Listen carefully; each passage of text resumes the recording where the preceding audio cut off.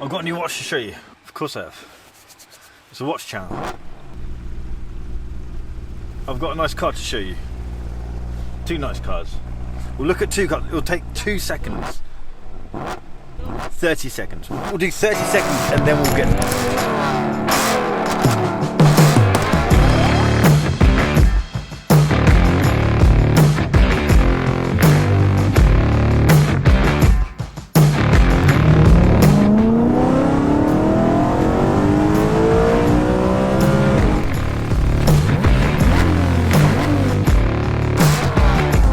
Welcome back, and Jack. I'm Adrian, and that was a bit of fun. Scary fun, but fun nonetheless. So the watch we're going to look at today is by a company called Ollech and Wajs. It's okay, I hadn't heard of them either, but they're actually quite an old brand. I'd first heard of them on Instagram when I saw a picture of a nice watch and looked into who it's from, and it was from these guys. And I was a bit unsure of, I hadn't contacted them to try and borrow a watch, because sometimes it gets a bit awkward when it's a watch you haven't seen in real life and then they send you a watch, it turns out to be crap and you don't really want to talk about it because it's a crap watch. So I actually saw this at a Tudor event that Scottish Watches put on here in Glasgow. A chap was borrowing one, got hands on with it, I thought that's pretty cool, got in touch with these guys and they let me borrow it. Today's video is not sponsored by Ollech and Wajs. Today's video is sponsored by Bark and Jack. Over at barkandjack.shop we have a range of leather and NATO straps. So jump into barkandjack.shop and check out the straps that we have over there.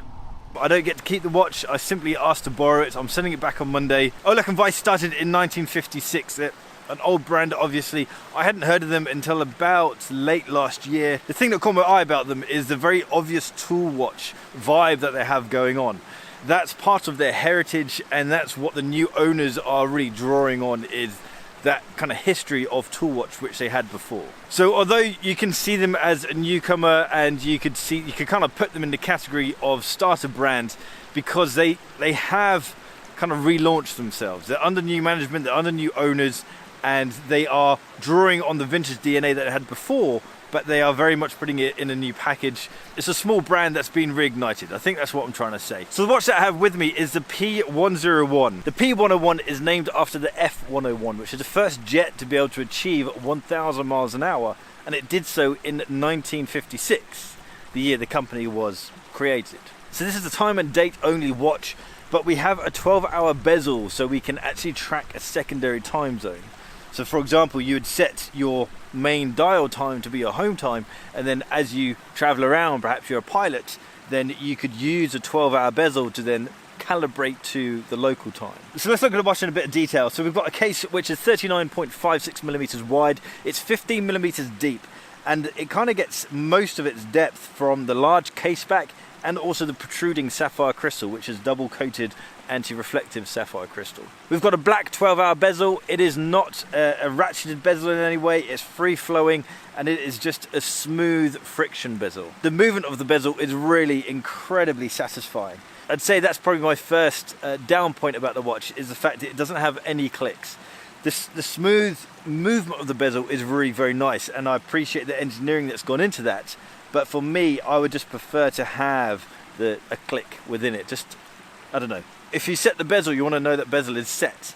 At the moment, you don't feel that there is any setting. That being said, I prefer the engineering that's gone into this bezel to make it smooth, as opposed to them at this price level using a cheap click. I'd probably say this is the right decision what they've done. The dial is really nice. It's a matte grey dial, and we have applied markers at 12, 3, 9, and then we have applied marker, a smaller one down at 6, along with the date window. Everything else is stamped, painted, and it looks cool. I really like it. I also really like the hands, the box hands.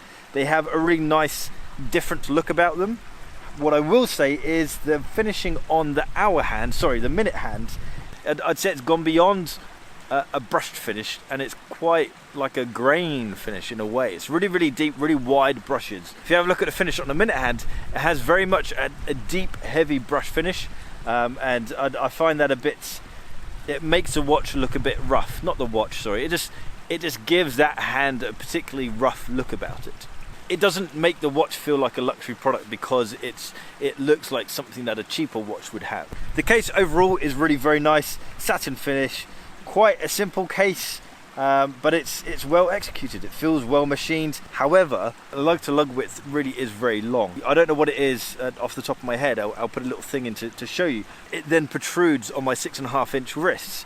The watch is powered by an ETA 2824-2, and Ollech and Wajs say that they dismantle the movements and reassemble them themselves and calibrate the movements themselves, which for a £900 watch is pretty fair. However, when you unscrew the crown, the screwed-in crown gives this a 300-meter water resistance. When you unscrew the crown, it's a really very, very rough feeling. It's not a highly finished thread there, so it feels really quite rough. I would like for the thread of the crown to be a little better finished, just because there's a thing about interacting with your watch. You interact with your watch, it's kind of the romance of having an automatic watch or a mechanical watch, because when you turn the crown, you're actually turning parts within the watch. And because there's something special about doing that, it should feel like a special thing to do.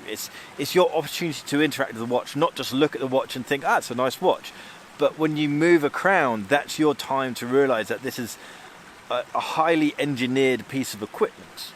When you interact with a Rolex, a Tudor, a higher end watch, it feels special. When you interact with a Patek, that I'd probably say that's the nicest movement that I've interacted with. It just feels like butter. It feels effortless. Obviously, this is not at the same level as any of those watches, but what I'm saying is that a more attention to detail on the thread of the crown would give you the feeling of a higher engineered piece of kit.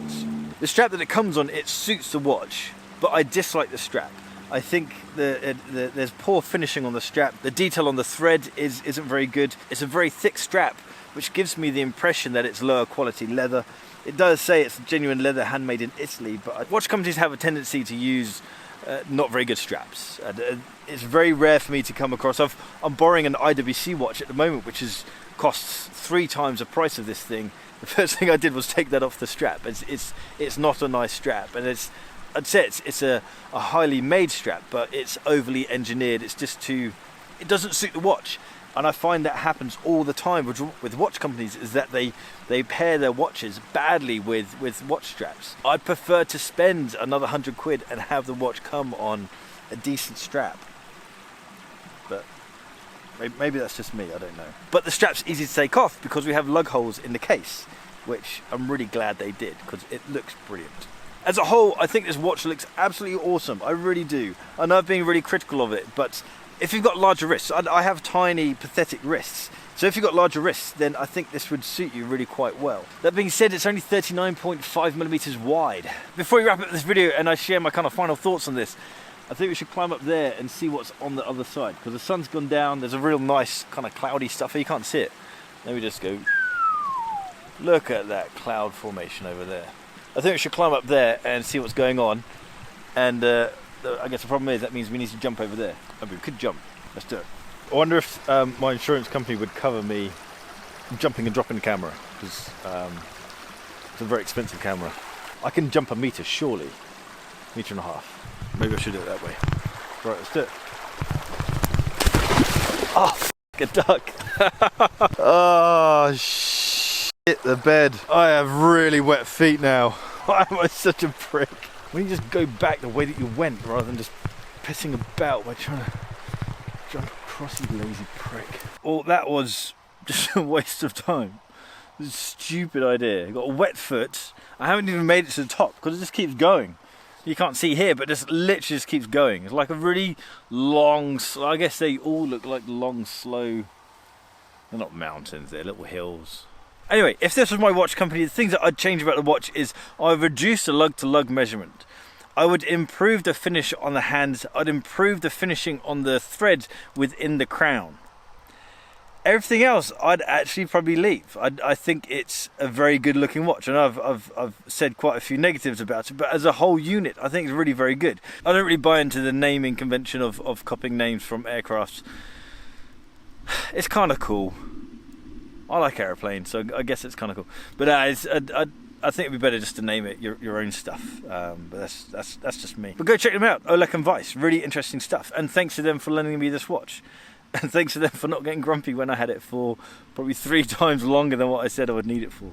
I do want to explore watches from all areas of the watch world, not just, I don't want to just keep going up in, just because I can get access to more expensive watches doesn't mean that I should cover more expensive watches, because they aren't necessarily what this is all about. If you guys have come across a very cool tooly watch that is well made in relation to its price, then drop a comment down below and let me know about it. Also, let me know what you think of this piece as well, the Ollech and Wajs P101. If you like this video, give it a thumbs up. If you like the style of this video, then hit that subscribe button down the bottom there and a little bell icon so you get notifications when I drop a new video. As I mentioned, this video is sponsored by Bark & Jack, so jump over to barkandjack.shop and check out the straps that we have over there. Check me on Instagram at barkandjack and check out the group that I'm part of at We Are Hortics on Instagram. I'll see you guys next time. Take care. I've got such a wet foot. Such a prick.